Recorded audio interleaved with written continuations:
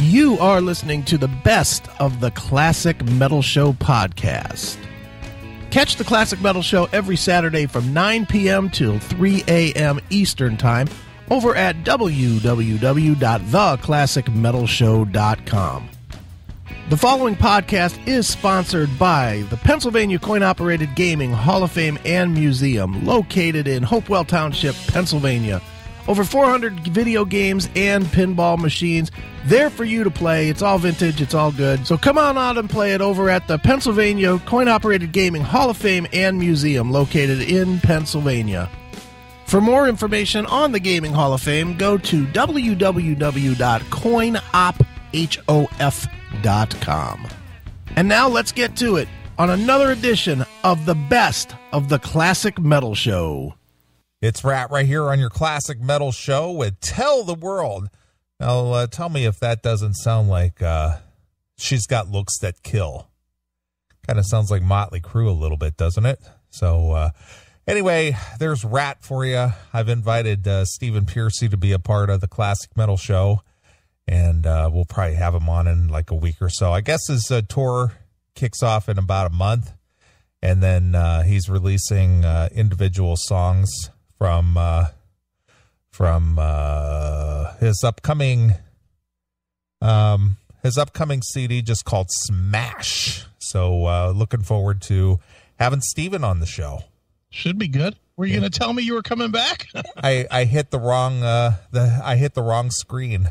Oh, is that what it is? Yeah. I messaged the wrong screen. But anyway, yeah. So we're back. Let's see, what else? There was something else I wanted to talk about. Oh, let me see here. Were we supposed to do something about the museum? Yeah, our guy in the chat room, is he still in there? I don't know. Metal, what was his metal? Metal Postman? No, I don't think that was it. Metal Command? That's it, Metal Command. Is he in the chat room still? He's gone. Okay. Well, Metal Command, I know you've told the story before, but if Metal Command listens to this on the podcast, he wanted to know how the museum came to be and why and all that kind of stuff. So being that we're doing a little run-up to the opening on May 23rd, right? Which, how many tickets are still left? I have no idea. I haven't looked this week. I know we sold a bunch this week, but I don't know. I'm not paying that much attention. I've been selling tickets every which way but Sunday. Right. Selling tickets on Groupon, selling tickets on Amazon Local, and blah, blah, blah, blah, blah, on the website, and tons of places. So I honestly don't know. Okay. So there's some. All right. So he wanted to know how this all came to be, and I know you may have told the story on the show before, but, you know, for people who are interested, why don't you give them the rundown? Sure. I mean, it's pretty simple, really. At the time of my divorce, Ed decided to get me out of my funk by taking me to Atlantic City. And he did a really first-class trip, you know, private jets, private pilots, you know, penthouse suites at the Borgata. You went to see Cheap Trick. Went and saw Cheap Trick. You met Larry David. Yeah. It was a crazy, crazy first class all the way. Ate at 5-star restaurants, ate at Izukawa, ate at Bobby Flay's. I mean, first class all the way. So we did that for basically a weekend. And Ed had this warehouse in his backyard with, 300-400 games in it. And that was kind of always the thing, was whenever you did anything with Ed, whether it was go to a concert or whatever, you'd always end up back at his place and you'd play video games at the warehouse. So we did that when we got off the plane. And well, before you get into that, we'll stop you at when you got off the plane. Yeah. What or how did Ed accumulate 300 to 400 games, and how long had he been buying them, and why did he purchase 300 to 400 games? Well, he's purchased like 1,500 games. Okay.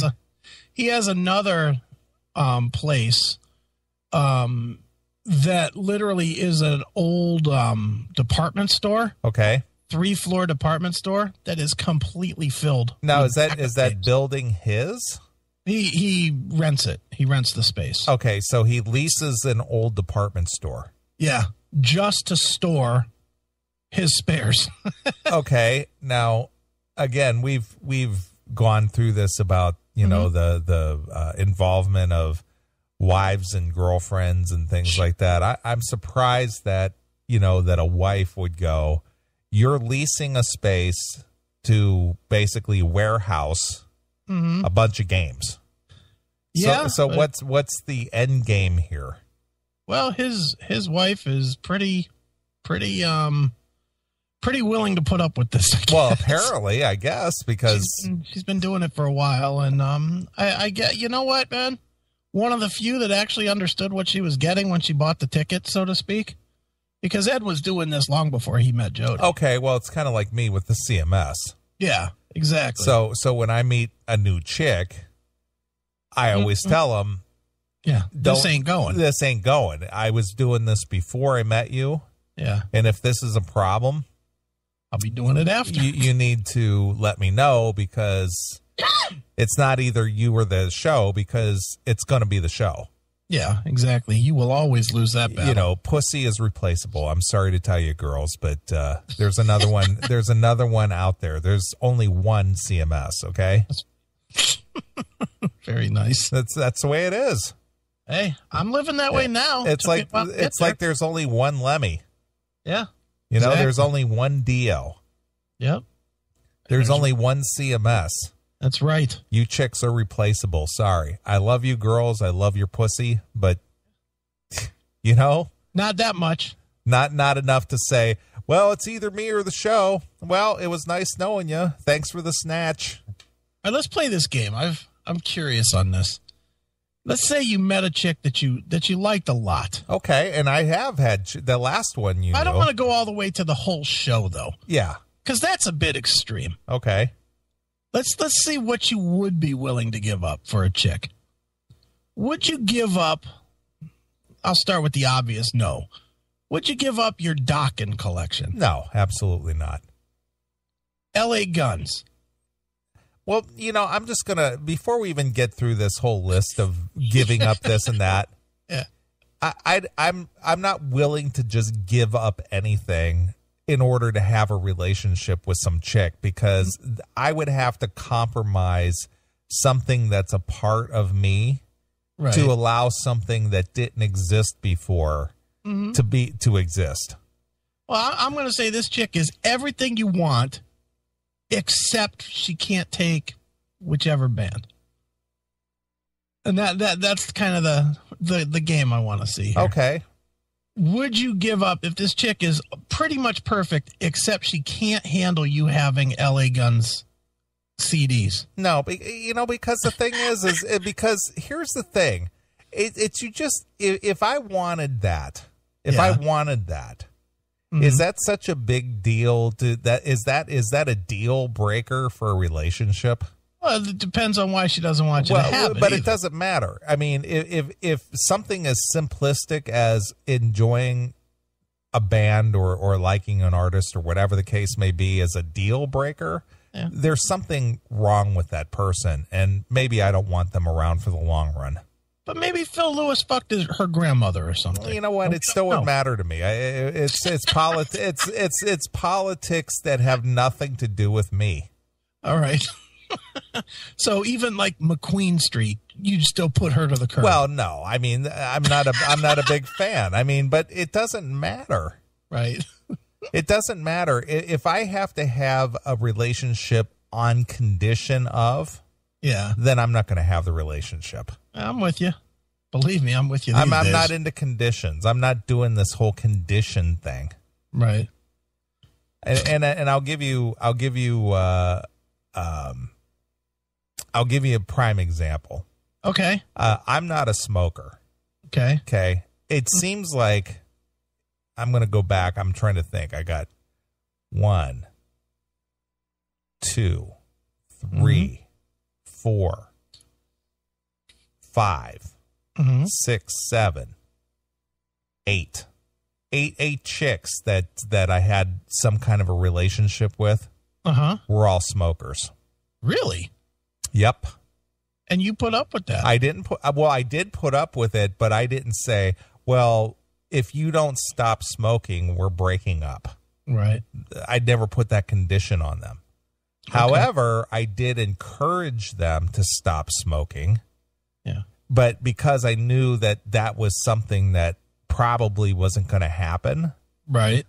My conditions were don't smoke in my car. Don't smoke in my house.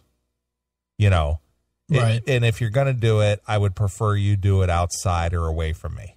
Right. But no, you're not going to smoke in the bedroom, or you're not going to smoke in my car, or you're not going to smoke while we're out at a restaurant. Right. It's not going to happen. But if you want to smoke, you go ahead and do that. But I would prefer not to be around you when you do that. Yeah. And nobody ever quits. I mean, that's the real problem with the conditioning, with putting conditions on both sides. It just causes problems that never get solved. I have some friends that are a couple, and one of them smokes, the other drinks a lot. Right. And all they do is fight about it. One fights with the other about smoking. The other fights with the other about the drinking. Right. Guess what? Neither one of them fucking stops, and all they do is fight. But that's my point. Yes. It doesn't matter what the relationship stipulates. If you're going to do something, you're going to do it. Right. Exactly. So if there's conditions on a relationship, then there's no relationship. Right. Right. It's just her wanting something. Yeah. And again, it's all this control. Well, you wouldn't give that up for me. Right. No, I won't. Nothing. No, sorry. Yep. You're not that valuable. And this goes back to what you said. She knew what how did you phrase that? She knew what the ticket was when she bought it? Yeah. Mm-hmm. Yeah, exactly. That's it. But I was just curious if you had anything. No, I'm way past the making concessions thing, because it's not worth it, because it always goes beyond that. Right. It always goes beyond. It's not that just one thing. Yeah. Then it becomes another thing. And then if you really loved me, you would. And it's like, fuck you, get out of here. I'm done with that. Although it does sound like you might be willing to give it a go for McQueen Street. Well, I've never been that big of a fan, so I don't think I would miss that. Right. You can stay, honey, but only my Kick Tracy records are leaving. Exactly. Nice. But this show, and I can tell you that this show has been a wedge. Sure. At first it's really cool. They come down, they sit in the studio, they watch me do the show. They go through the whole, well, you're so hot doing that, or that's really sexy, or blah, blah, blah. Mm-hmm. And then, then a few months later, then it's, oh, do you have to do that every Saturday? Yes. Can't we be doing something else? Can't we blah, blah, blah? How long are you going to do that? Yeah. It's like, when you met me, you thought it was hot, but now it's not so hot anymore. Now it's a pain in the ass. Yeah. There's that one. And there's also they think they're a part of it part. Right, exactly. That part's the worst. Yep. That's go away, go sit in the corner. You're not a part of this. Right.